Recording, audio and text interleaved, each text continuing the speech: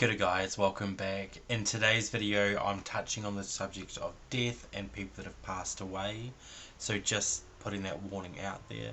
All products will be listed below. I hope you all enjoy this and let me know what you think.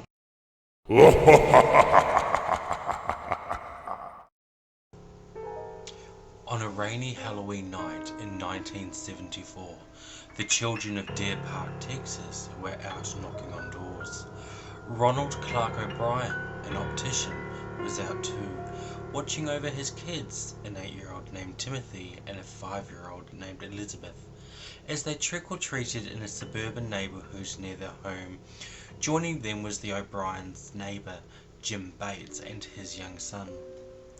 One of the house the group approached had all its lights switched off, but the kids banged on the door anyway, the vague promise of candy just too enticing. But there was no answer. Either the occupants were hiding or no one was home. Growing impatient, the kids ran off to find another house, and Jim followed. Ronald was left alone. Catching up with the others a short while later, Ronald had good news. He produced a handful of 21-inch pixie sticks, tubes filled with a powdered sour candy. Turned out someone had been home in the dark house all along. The sweets were handed out, one to each of the children. There was one for Jim's other child and another 10-year-old boy who Ronald had recognized from church as they walked home. Before bed, Timothy was allowed one treat from the evening's haul and picked the pixie stick tube. But the powdered sugar was stuck in the straw, and it wasn't until his dad helped him dislodge it that he could take his first mouthful. It tasted bitter, he complained. So Ronald grabbed him a glass of Kool-Aid to watch the taste away. Less than an hour later, Timothy was dead. It was just a coincidence that I was working the police intake that night, says former Harris County prosecutor Mike Hinton. Decades later, on the phone from Houston, I got a call from the Pasadena Police Department. They had told me 8-year-old boy had died. He was rushed to hospital but had already passed. Dr. Joseph A. Cheminsky, wanting to get his investigation underway, Hinton called Dr. Joseph Cheminsky, Chief Medical Examiner of nearby Harris County. I told him the situation and he asked what the young man's breath smelled like, says Hinton. Now, a call to the morgue revealed there was a scent of almonds coming from the boy's mouth. It's cyanide, said Cheminsky. An autopsy proved the examiner's hunch. A pathologist said Timothy had consumed enough cyanide to kill 2 people. Tests later found that the top 2 inches of the pixie stick had been packed with the poison. Police officers managed to recover the remaining sweets from the other children before any of them had a chance to dig in, and noted that whoever was responsible had used staples to steal the pixie sticks after tampering with them. That's what saved another boy's life that night. They found him in bed with the sweets in his hand but wasn't strong enough to undo the staples. The police took Ronald back to the neighborhood the group had been trick-or-treating in, so he could direct them to the house where he had picked up the pixie sticks. But he was stumped. He just couldn't find the house, and said he'd never seen the face of the person responsible, that he just emerged from the doorway and handed him the candy. Investigators started to become suspicious. A few days went by and it was incredibly frustrating, says Hinton.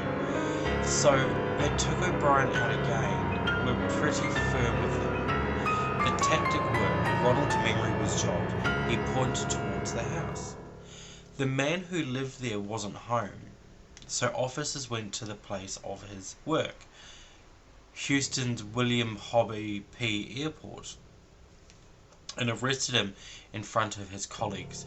The mystery was over. Case closed. Only the man had an alibi. It turned out he was working nights that time, says Hinton in his long Texan drawl.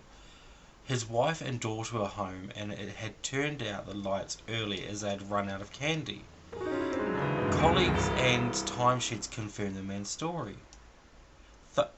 This only magnified my suspicions, says Hinton. I'd also heard O'Brien was angry at his relatives for not staying up that night of Timothy's funeral, which was odd.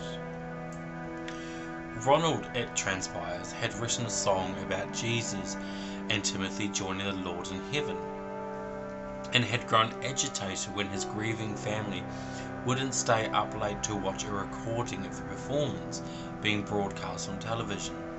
Something strange was going on, says Hinton. Soon after, while he was teaching a class at the Pasadena Police Academy, detectives arrived at Hinton's door. They had discovered that Ronald had recently taken out life insurance policies on both his children, $10,000 per child in January of that year, and then further $20,000 on each a month before Halloween. Investigators already knew Ronald owed debts over $100,000, so when they found out he had called his insurers to ask about the payout 9 a.m. the morning after Timothy's death, it was clear the case against him was beginning to come together. With all this evidence coming against him, a warrant was granted and a search of the O'Brien's house was offered up. A pair of scissors with plastic residue attached, which was similar to that found on the cyanide-laced sweets. O'Brien was arrested and taken in for questioning. As the investigation continued, says Hinton, the evidence started to stack up against Ronald. It turned out O'Brien was going to community college, and in class would ask his professors questions like, what is more lethal, cyanide or another type of poison? Says Hinton. Why would somebody ask that? Another witness, who worked for a chemical company in Houston, told police a man had come in to buy some cyanide, but left after being told the smallest amount he could buy was 5 pounds. The man from the store said he couldn't identify O'Brien, but he remembered that his customer was wearing beige or blue smock, like a doctor. Says Hinton, O'Brien was an optician. That was exactly the uniform he wore to work. Still, this was years before DNA testing and contactless debit cards, and police couldn't put the pixie sticks in Ronald's hands or prove he had bought the cyanide, so the 30-year-old optician maintained his innocence. Hinton remembers the case very vividly. In the decades that have passed, his memories have remained sharp. O'Brien adored the attention, he says. I think he even loved it during his trial. Ronald entered a not guilty plea, with his defense blaming the tainted candy on some untraceable boogeyman, a sick individual using the cover of Halloween to poison unsuspecting children. But friends, family, and co-workers all testified against the man the press was now calling the Candyman. On June 3rd, 1975, it took just 46 minutes for a jury to return a guilty verdict for 1 charge of capital murder and 4 counts of attempted murder. An hour later, it was decided that Ronald would be executed by electric chair. Since the Deer Park poisoning, rumours of dodgy sweets being handed out have always surfaced around Halloween. But whether the fear is that the candies contain broken glass, razor blades, or that they are actually ecstasy pills, there's not much evidence to suggest parents actually have anything to worry about. In 2000, a man in Minneapolis was charged with putting needles in the Snickers bars he had handed out to trick-or-treaters. But the only victim he claimed was a teenager who got a slight prick from the hidden sharp objects. Since Timothy O'Brien, there hasn't been a single case where a child has actually died after consuming contaminated Halloween treats.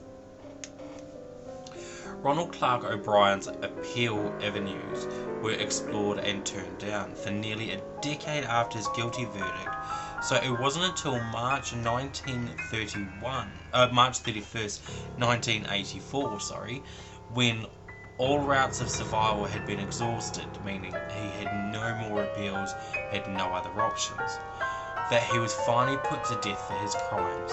By this point, the US Supreme Court had ruled the electric chair a cruel and unusual punishment, so life was ended with the lethal injection. Outside the state penitentiary in Huntsville, a crowd around 300 people gathered to hear if the man, the Halloween poisoner, had met his end, shouting trick or treat and throwing candy at anti-death penalty protesters. At 12:48 a.m. when Ronald was pronounced dead, Hinton was in his childhood home in Amarillo, an 8-hour drive from Huntsville. That evening, he'd gone to his favourite lake, fishing rod in hand, drunk a beer in celebration as he drifted out into the darkness, never to be seen again.